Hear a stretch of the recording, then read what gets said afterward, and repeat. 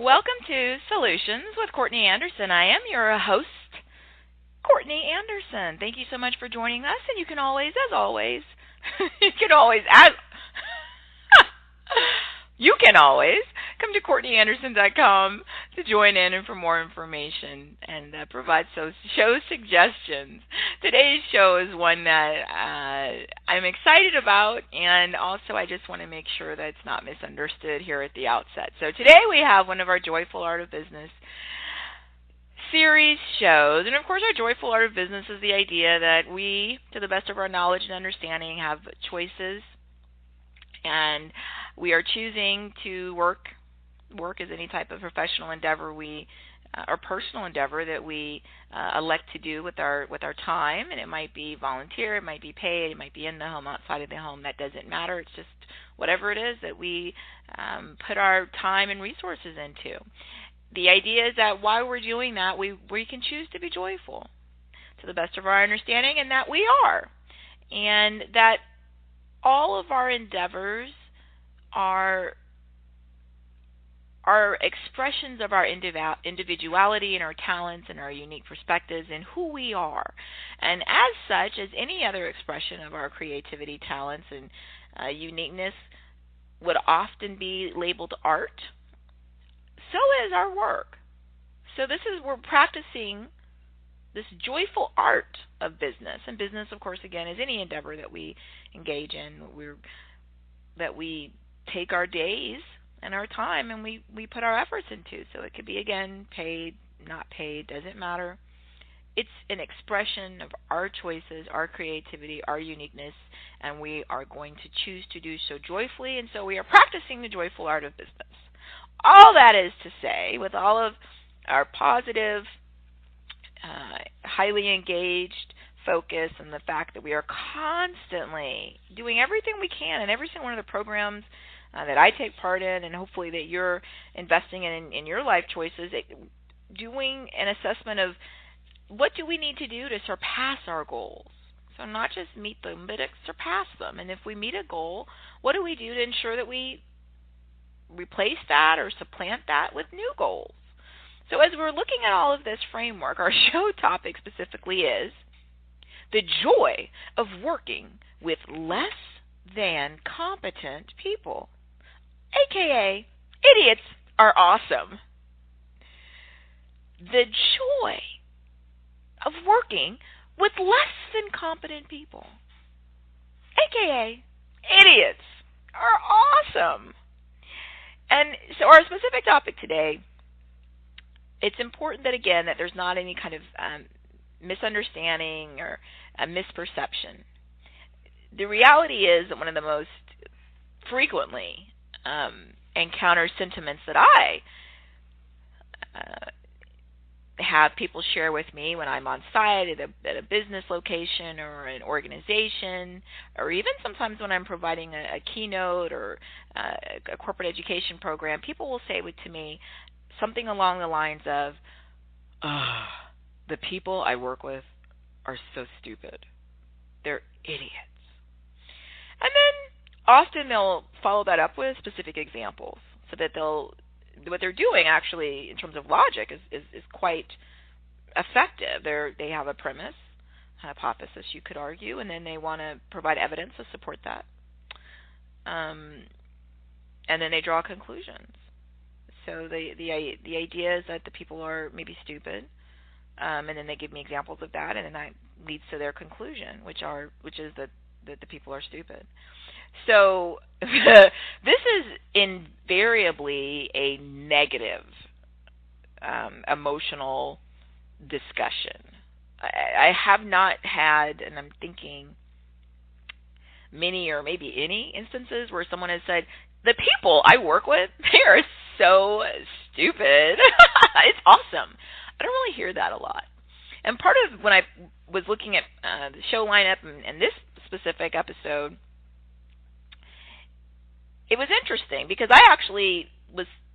I'm always trying to sort of look at all the different sort of general areas of challenges or perceived obstacles that people bring to me or share with me, and they come from different perspectives in terms of the knowledge base I'm pulling from, depending on what we're talking about, whether it's a legal issue or a human resources issue or sort of more entrepreneurial issue or some of these issues that are related to our practice of our business, and thinking how can we look at this differently, how can we maybe come up with better solutions, what are some things that we can do to be innovative in this area. And so when I looked at this concept that people expressed to me, usually again with anger and frustration, these people are idiots, these people are so stupid. Okay. I actually, when I started to sort of go backwards, I had many anecdotal experiences in my own work endeavors in my history of work where I did work with people that I did perceive to be somewhat less than competent. And so I'm using less than competent because I do think that maybe there could be a derogatory perception to some people when you label someone an idiot or stupid or a dummy. But I do understand that what I think people are trying to portray is that the people they're working with are less than competent, that they're not performing their job duties as expected, and that is what then the person is labeling an example of either stupidity or being an idiot. And I had many anecdotal experiences, again, where I worked with people who they either were less than competent or I perceived them to be less than competent. And the distinction is not just a distinction without a difference. I mean, it's something we explore in different shows, but, so much of what we have in terms of information, and as people, we're never going to have perfect information. We're just going to have the best information we can at that time, and then we're going to have to make decisions at some point. So, my reality as I perceive it to be is kind of all I have most of the time. And so if I'm working with people that I perceive to be less than competent, and I have examples, as most people usually do, of what that meant, right? So, I asked them to submit, the client feedback by 4 p.m., and, they didn't do anything, and I heard from them, 2 days later, lack of competency. My perception is my reality. So I had examples in my own experience where I thought, yeah, those people were less than competent, but actually it turned out to be a pretty good thing. And that's the beginning of where this episode comes from. The reality is that I never debate people, especially when people are angry. So, like I said, often when I'll go to a location and I'm doing especially extended educational training programs, for all day or multiple days, and we're dealing with some, real issues in an organization. It might be changes or, events that we need to talk about, and they might be challenging. And so when people come to me and tell me about these idiots and the stupid people they work with, and they start giving me all these examples, they're angry. And I always say to them, okay, first of all, I don't have the ability to disagree with them because I don't know all of the individuals. I don't have all the facts. And I'm not going to debate whether or not what they said happened. So if they said that the person, did this or didn't do this, then I just accept that. And I think part of what helps open dialogue is to just show that I'm listening, right? And the other benefit, of course, is I'm an outsider. That's the whole benefit of why organizations bring in somebody from the outside, because there's this impartiality. And my goal, I always tell my clients, is to help solve the issue, right? I'm all about solutions. That's why the show is called Solutions. In other words, I'm not going to just tell them what they want to hear, and if somebody brings information to me, I'm going to share it. So if my client doesn't want to hear my perception of the most accurate feedback or truth I can provide, then I'm not the person to hire. I'm not someone who just stands there and says, yeah, your organization is basically perfect. I mean, that's just not what I do. It's not my personality, and I would feel it's unethical, and I couldn't sleep at night. I'm a little bit too assertive. I'll say it professionally, and I'll try to give them solutions or ideas for what I think is the root issue or some ways to handle what people bring to my attention, but I bring it to their attention because why hire me? Right? That, to me, it's similar to the other professional practices I'm engaged in. As a lawyer, there's facts that aren't great to help my client or my case. That's just the reality of life. I'm obligated to share that with my client as a lawyer, but I also speak to them in a way that they get it. My job isn't to just sit here and smile and take your money. My job is to try to figure out the best solution to meet and exceed the goals that you have. And to do that, I'm going to be as honest as I can and assertive as I can. It's the same thing professionally, I feel, with all the work I do. And all that's to say this: if people perceive, including myself, that we work with less than competent people, okay. I'm not debating whether that's accurate or not. I don't think it's helpful to say to someone that they're an idiot or some other similar word, because the moment you people feel they've been personally attacked, then they just stop listening. So what was the point in it? Unless you just wanted to have a fight with them, an argument. But that won't change anything, so I don't understand what the purpose would be. And if you already feel that they're less than competent, why on earth then would you want to invest time with someone who's already, in your mind, less than competent? Why are you going to waste more time on them, arguing with them about their own lack of competency? That doesn't make any sense. And I have to mention this, and I've done so many corporate education programs on this, and we're going to do some more programs through this show and through some of our institute. There's so much research on this. It's a fascinating phenomenon that you go and you find the poorest performers in an organization in terms of measurements, right? So sales, metrics, whatever it is, right? And you go to that group, and pretty consistently, the poorest performing group actually rates themselves incredibly high, even though by data they're not meeting or anywhere near exceeding the requirements. In their own feedback, they believe they're doing a great job. And that's sort of the quandary that all societies are in. The people who really are not performing at all where they need to be, they're not competent, they're less than competent, they will typically rate themselves very highly. They inside feel like they're doing a great job. And that's part of what causes this syndrome, right? Where the people who are frustrated feel like, geez, you're not even meeting the bare minimum standard, and yet you don't even seem to care. And it's not so much that they don't care, it's because in their own, when you ask them, there's a lot of research in this area, they'll tell you they're doing a great job. They rate themselves incredibly highly. And again, you see this across the board. So you see it in professional jobs that are paid. You see it in volunteer jobs. You even see it as a teacher, as an educator, and students. You often see some of the poorest performing students rate themselves quite highly and are shocked. And I'm not kidding. They're absolutely shocked when there's a discussion about their scores or their grades are not at all what they need to be, or what the average is, or what the expectation is. And they don't understand that. They really don't, because in their mind they're doing a great job. And sort of the inverse is true too. That the people who are incredibly competent, right, that are your top performers, the highest sales, whatever measurement you're using, they'll have the opposite. They'll feel constantly that they're not doing a good enough job. And so it's sort of this weird combination, but it actually makes sense, right? If I feel like I need to get better, if I feel like, I did okay, but I need to work harder, then I'm going to keep driving myself to get better and better. I'm going to keep looking at an assessment. I'm going to try to look at data as objectively as I can, although a little bit skewed negatively, right? So I'll look at something and say, okay, I did get that contract, but I could have done a better job. So I'm always going to then be on some sort of upward trajectory with my performance. It also makes sense, though, if somebody's performance is very poor, but they actually feel that it was great. They're not looking at the data, which is one of the reasons there's always surprise. That's the group who says they're shocked when they have a bad outcome, right? They were, laid off because of their performance, or there was a reduction in force and they were the first to go because of their performance, or they were in some sort of other endeavor and, whether school or some other sort of endeavor, and they did not, earn a passing grade. They're shocked. That actually isn't.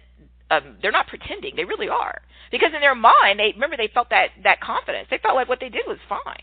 Now, by the measurements, it was not. It did not meet the standards, but they don't really look at that. Remember, because their feelings are that they did a great job. So that's why they're not, delving deeply inside to see how they can improve and what do they need to do better, and, how can they, grow, and what are the skills they need to improve. And that's why you tend to see stagnation or even a decrease in the already poor performing standards, because there's no internal motive for them to do more. They feel like they did great, and and it makes sense when you look at it that way. It feeds itself. So then, and it also, again, on the other side, makes sense that your overachievers are constantly, in doubt. I could get better. I could do more. That's why they keep overachieving. They're not doing that based on any. They see the other data, or they might see if there are other peers that they have as, competitors, but most of it's internal. Like, they internally feel like I need to do better, and that's why they keep pushing for more. So actually, again, in that framework, it makes total sense. So where do we come to a conclusion that's joyful, and it can be, working with these people who are less than competent? Well, the first part is that you need to understand why that's happening, and I just went over it. They actually feel, when you look at the data and the research, they'll tell you they did a fine job. They rate themselves very highly, which is why that feedback loop is so ineffective, because they don't take in any new information, because they feel like, hey, I'm a gold medalist. I did a great job. I don't need to go back and practice more. And that is what contributes greatly to the lack of growth and stagnation, and contributed and continuous errors and things of that nature, because in their minds, their own measurement was awesome. So the most important thing, if you're going to make a positive, joyful experience of working with less than competent people, is to have an appropriate outcome. What do you want? I shared that anecdotally, I had many experiences that I could remember where I worked with less than competent people, and it went to my advantage.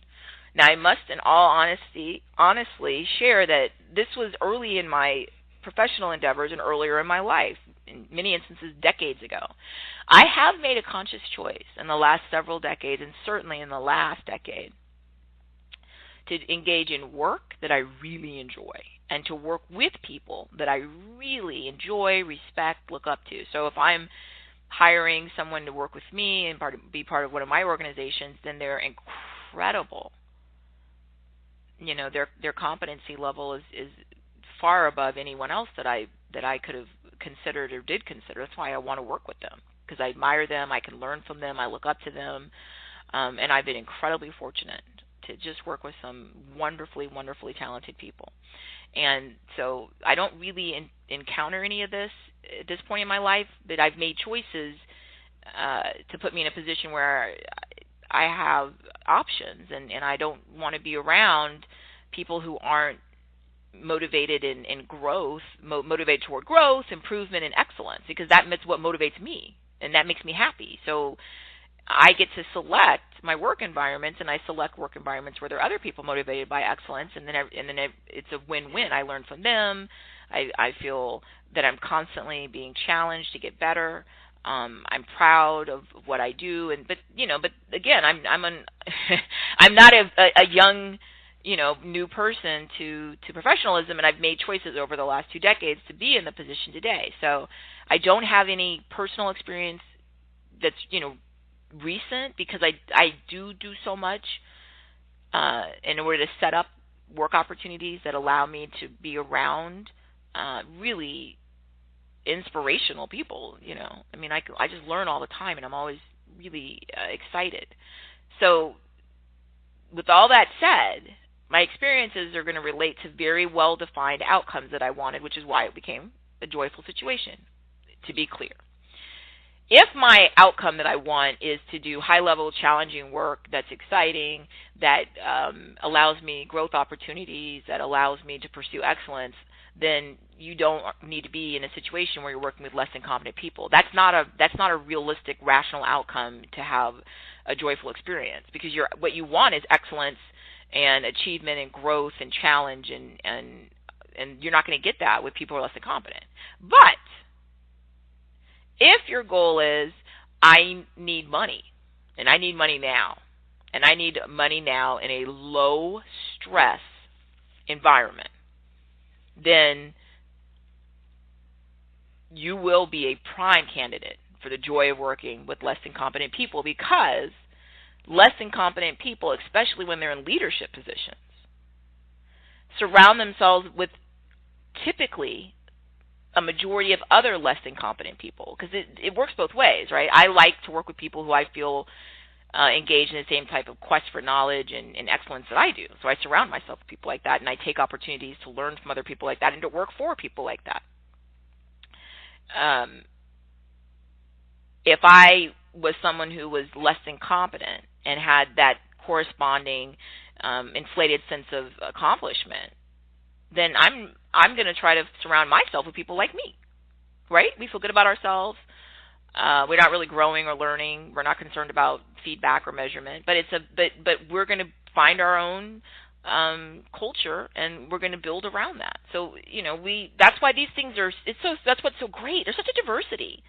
You know, it really is like going into any ecosystem and look at the, you know, the different ways that the systems are set up and created and all the different choices. That's the beauty of it all, just all different types of options.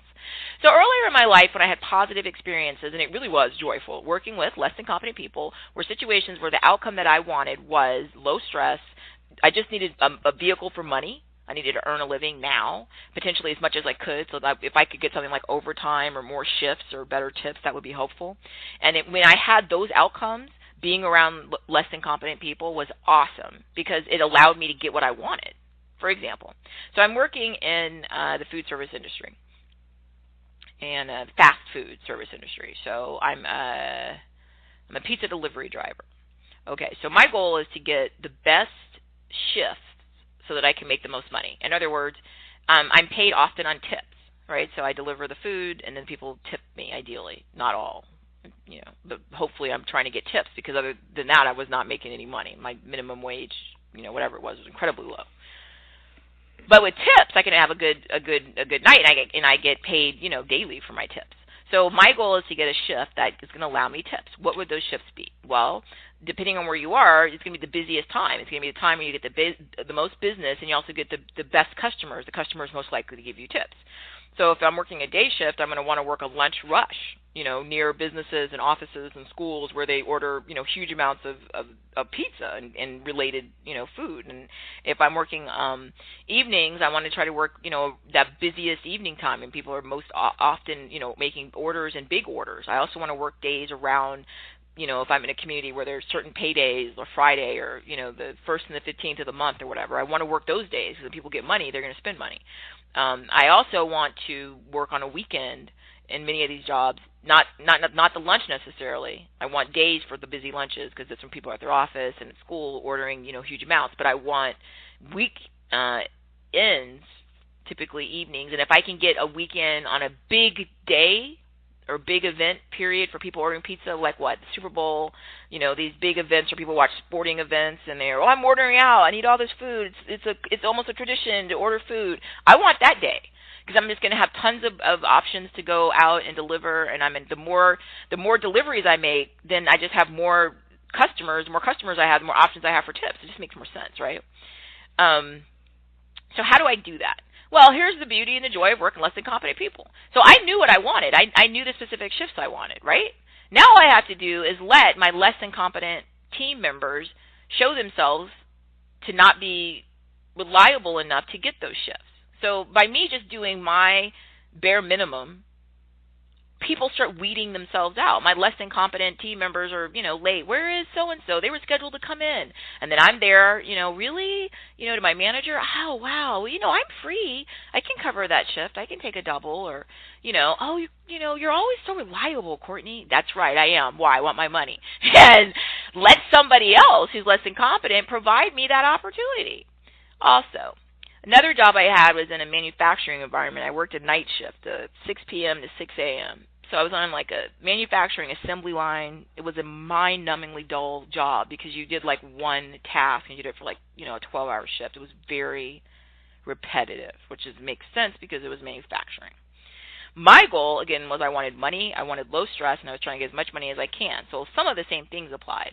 My less than competent team members would not do the one repetitive motion they were supposed to do correctly. Good. So now they had more bad outcomes. You know, there are people who check the parts. Oh, that wasn't put together. Well, who was it? Oh, my gosh, it looks like it was that station over there with that person who happens to be incompetent. Great.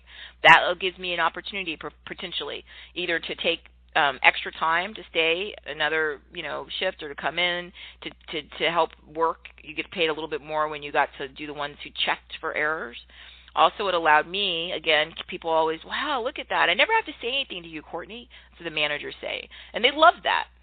Because, you know, I do a whole bunch of management programming and a less than, well, you know what, most managers just would like the autonomous sort of self-contained, no-problem team member. That's kind of the ideal. Now, a more aspirational manager is going to want somebody they can help, you know, be part of their relationship, their career growth and do mentoring, and there's more to it. But in general, they like people who do what they're supposed to and leave them alone, no trouble, right? That's what I am. And by my less than competent workers continuing to do things that other people would call stupid or idiotic or dumb, good. It makes my competition less. And because people, the managers know, well, that one person never bothers me at all. Courtney, that's me. I'm always here, ready to go. Look at me.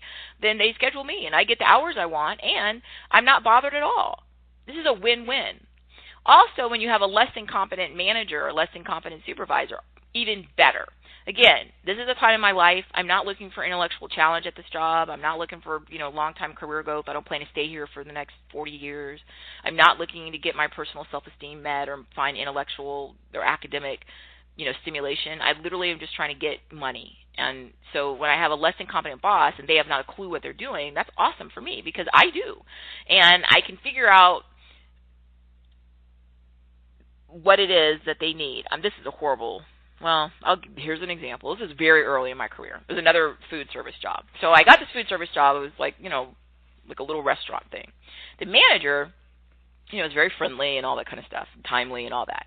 But I noticed after the first couple of shifts that it looked like they were having some challenges, like filling out some of the paperwork, things of that nature. So I, volunteered. Like, can I help you? Looks like the paperwork, I can do that. One is I actually do, read and write well. To make a long story short, it turned out that the manager, she didn't have really the literacy she needed at all. Now, she was excellent at, she understood, what needed to be done. She would tell people what to do and all of that, but she couldn't really read or write, which is a bit of a challenge. And I can. So, A, it allowed me to be of service to her. B, it made her feel very positive toward me because, of course, I didn't say anything to anyone else, and I didn't say anything to her explicitly that I'd figured that out, but she just would sort of by habit always come to me and ask for help, and I was more than happy to do these types of things. And then it also benefited me because now she's scheduling me for all the good shifts I request, and I'm getting all the extra hours I need, and also I'm making, her feel good about herself. It's a win-win. In some ways, obviously, ideally, we shouldn't have people who literally were unable, to read and write to be the manager, but, it was what it was. Also, when you have a group of people who are less than competent around you, it's incredibly low stress. The only time the stress happens is when you're trying to get that other outcome. I want excellence. I want career growth. I want, people I admire as my coworkers. That's just because you're in the wrong goals and you're in the wrong place. But if your only goal is, I need my hours, then you're going to get your hours, and the fact that the people are not competent is great because there's no stress at all. They're not asking you for anything. They're not coming to you and asking you, that's the thing. If you're around excellent people, the excellent, manager, the excellent supervisor is always asking questions. I said a few minutes ago, they want to know about mentorship and your personal growth and all this kind of stuff. They're just all nosy and in your business and constantly kind of hovering and how can I help and, do you want to improve and all that. But if you don't want that, this isn't the place for that, you're just trying to get your check, then the less than competent manager is perfect. I had multiple supervisors in many different jobs. One was in the car industry. I sold automobiles. Another one was like in a retail environment at a mall that I never saw. They just went in whatever little room they had and closed the door, and you literally never saw them or heard from them. Now, was that effective in terms of them, interacting with their team members and inspiring them and having a better understanding of what was happening in their business? Absolutely not. Was it wonderful and joyful for people who, like myself, I was just there to get my money. And if they were in their office somewhere hiding, it allowed me, was it against the rules, to pull out a textbook and do homework or something else if there were no customers, because now I can kill two birds with one stone, right? So you have to be pragmatic and realistic. There were many instances in my life where I benefited from the fact that people weren't competent because they weren't asking a lot of questions or any. They weren't paying attention to anything. They left me alone. They often had not a clue what they were doing, which was great. And I got to get what I needed, the money, the time, the hours, whatever, and it was a win-win. But that was when I had a very clearly defined motive, and that's why it worked so well. And I think sometimes I talk to people, and they're so hysterically upset about how everyone is an idiot and all this, but I wonder, what do you want out of this? What do you want out of this? If you're getting your check, then they're competent enough. Now, that's the level of competency that falls into it's illegal, right? They're not paying me or something of that nature. As long as I get my check and I'm getting the money I was supposed to get, I'm totally happy. And I understand going into work situations what I want out of it. And then I calibrate my expectations out my return on my investment to match that. I was joyful to have an incompetent manager. I don't want somebody talking to me about my future in, these types of businesses that I didn't have. I don't want a future in this. I'm just doing this right now as a means to an end. And so by understanding the advantages of coworkers who could totally care less and are going to mess things up, it allows me to step in, be just minimally competent and be a star, which is fine, and keep my mouth shut, get my hours. A manager, supervisor, boss who doesn't know what they're doing at all can be wonderful, an absolutely wonderful opportunity for me to do what I want to. And they're not going to ask me questions or take up a lot of my time or anything. So these things, if it works out, can be really joyful and great. It's a win-win, Low stress, no worries, not taking work home with me. I'm not even barely remembering the work while I'm there at the location. It's just a win-win. And it met my needs, exceeded my goals. When I could work overtime or better weekend shifts and got better tips, I got more money than I expected faster, which allowed me to then move on to the next thing. It's a win-win. You just have to understand very clearly up front what are you doing. Again, if you want excellence and growth and all this kind of stuff, then you got to go find those types of places. If you go to a place that you think might be a place where you're going to have the excellence, pursuit of excellence, the growth and all that, and then you get there and you realize, this is just all incompetent people, well, then you need to make a reassessment. Is there something out of this that right now is going to work for you? Is the income good? Is it something that's so low stress because of the fact that they're incompetent that you could just sit here and get your payment for as long as you can and ride that train till the train breaks down and then move on to something else? And since this job's not taking a lot of your mental, skills, you can all that time be working on your other plans for whatever future opportunities are going to happen or putting together your materials for applying for other jobs. I mean, there's so many wonderful, wonderful wins, And then you got to make a transition, or again, keep that income there as long as it, can keep paying you. And when it stops, then you're done. But you don't mourn it. You're happy. It was a great thing. It didn't take any of your time. It wasn't stressful. The people didn't bother you. They paid you. Okay. It's only that mismatch when you get that thing where you think you're getting, people investing in you and an intellectual challenge and all this kind of stuff, opportunity for growth, and you realize it isn't. Then you need to make a reassessment and go find a place that is. But you can't stay in the place full of incompetent people and then complain about them. They've created their own little world, and it works for them. And if you can have an outcome where it'll help you, it'll work for you. But you can't go there and try to turn that and convert it into some other type of world. It's not the same. They're two different types of worlds. And you can, again, I've given you some examples, and when I think back at this in a weird way, it's all fond. I'm having like a happy memory. You can make working with less than competent people really joyful and awesome and add to your financial future. But you have to be pragmatic and always ask that question, what am I here for? And it can be just a great part of your life. You can learn a lot from people too, what to do and what not to do. So I thank you so much. I really implore you to explore this topic and find the right environment and community for you.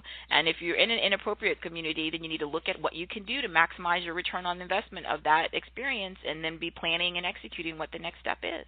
Thank you for joining me. And as always, you can come to CourtneyAnderson.com for more information. Thanks.